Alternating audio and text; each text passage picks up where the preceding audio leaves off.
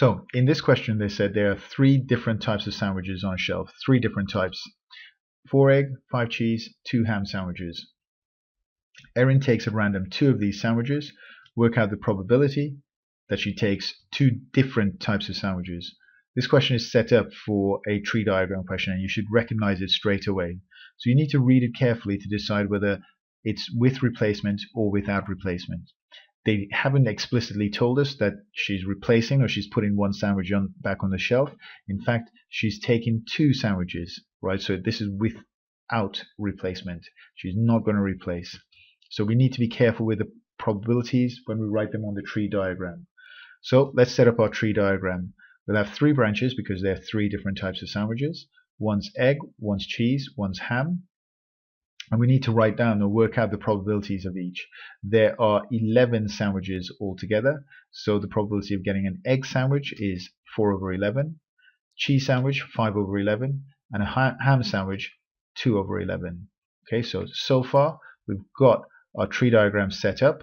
We need to now look at the second sandwich that she picks. So she picks 1 sandwich, and these are the probabilities that she picks up an egg first, a cheese first, or a ham first. If she picks an egg first, right, in her second pick, she could pick an egg, a cheese, or a ham sandwich. And that's the probability of picking an egg sandwich. Now, this is the one that you need to think about carefully, because if she picks an egg sandwich first, there are no longer 4 sandwiches on the shelf, there are 3. And altogether, there's no longer 11 sandwiches, there are 10. There's 1 less. Okay. However, because she picked an egg sandwich first, according to this branch of the tree diagram, she'll still have 5 cheese sandwiches, so that'll be 5 over 11 over 10, and 2 ham sandwiches, 2 over 10. Let's look at what happens if she picked a cheese sandwich first. If she picked a cheese sandwich first, you'll still have a possibility of an egg, cheese, or ham sandwich second, right? But if it was a cheese sandwich she picked first, there's 1 less cheese sandwich, there's 1 less sandwich altogether, so the probability of picking a cheese sandwich a second time is going to be 4 over 10.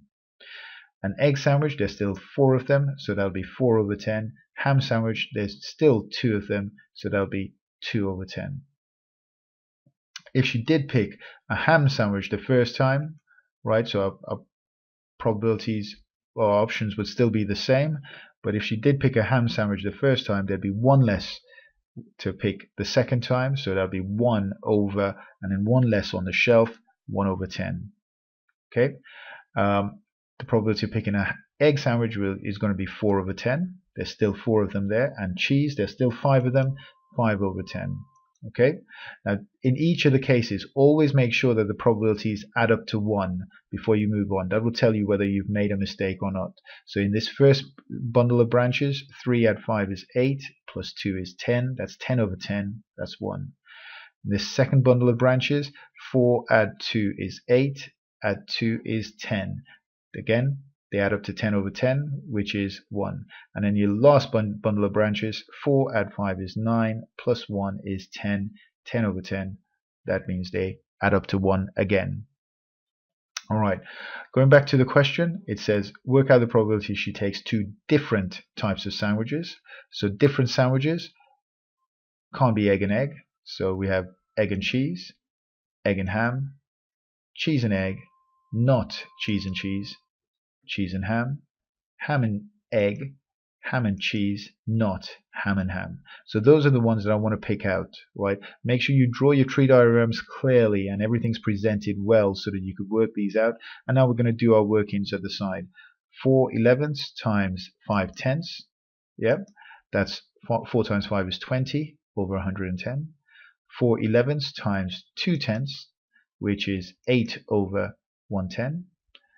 Then 5 11ths times 4 tenths. 4 times 5 is 20 over 110. I'm not going to do cheese and cheese, so I have cheese and ham. 5 11ths times 2 over 10, which is 10 over 110. 2 11ths times 4 tenths, which is 8 over 110. 2 11ths times 5 tenths, which is 10 over 110. those are all the probabilities that I need to work out, and you need to show your workings as you're going through. I just need to add these all up now. All of these answers that I put in red, I need to add all of those because that's going to give me the probability that both are different. 20 add 8 is 28, add 20 is 48, 58, 58 add 8 is 66, add 10 is 76, and there's my answer. Remember, because the denominators are the same, you don't add or mess around with the denominators. That's one of the beauty of working with tree diagram questions. It is pretty straightforward fractions work.